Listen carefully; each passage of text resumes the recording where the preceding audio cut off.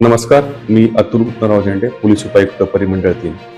सर्वात प्रथम आपल्या सर्वांना मराठी नवीन वर्षाच्या हार्दिक शुभेच्छा.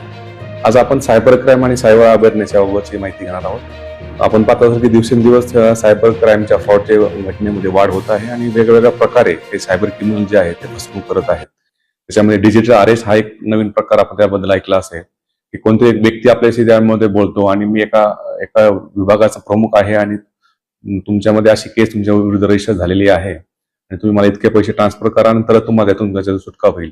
अशा प्रकारच्या काही तुमच्याकडे फोन कॉल्स, व्हिडिओ कॉल्स येतात.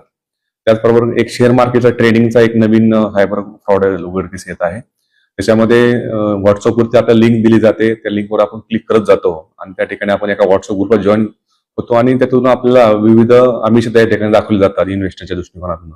आणि अशा आपण ठिकाणी इन्व्हेस्ट जर केले असेल तर आपला परतावा त्या ठिकाणी मिळत नाही आणि आपली त्या ठिकाणी मोठ्या रकमेने आपली फसवणूक त्या ठिकाणी होते. आपले जे काही सोशल मीडिया अकाउंट्स आहेत, आपले काही पर्सनल अकाउंट्स आहेत, या सर्वांवर त्यांची नजर असते. त्याच्यामुळे आपण सोशल मीडियावरती काय पोस्ट करत आहोत किंवा आपण कोणती आपली पर्सनल इन्फॉर्मेशन त्यावर शेअर करत आहोत याबाबत सुद्धा आपण सतर्क राहणं गरजेचं आहे. आणि सोशल मीडियाचा एक नियंत्रित वापर पण त्या ठिकाणी होणं आवश्यक आहे.